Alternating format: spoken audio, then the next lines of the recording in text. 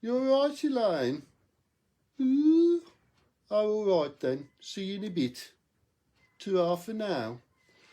Oh, sorry everybody, you caught me at a weak moment there. Peaky Blinders is back, last series, and it's just an amazing story. There was a documentary about the real Peaky Blinders, and I realised what Summer Lane meant. It was one of the lanes, one of the areas where the Peaky Blinders used to gather. And when I was a little boy, my mother would say, "Tidy up your room, this isn't Summer Lane, you know."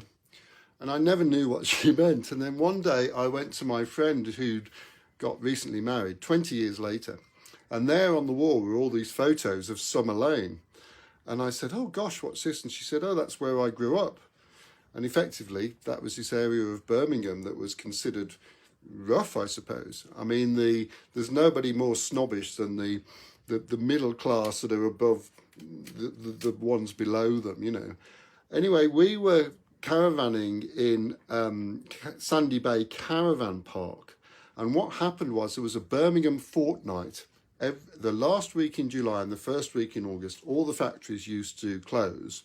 And then there was this mass exodus to Devon and Cornwall. All the Brummies from all the factories went down to Cornwall. I suppose they did it at the same time because somebody working at Raleigh might have a sister or brother working at Fort Dunlop or a wife working at Lucas's, and they all needed to get away together. So it's quite sensible, really.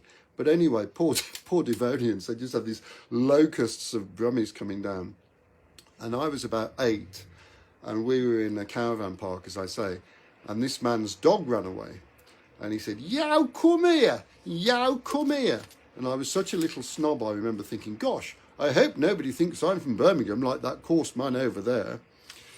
You'll be pleased to know that I'm no longer such a snob, and I'm really, really enjoying Peaky Blinders.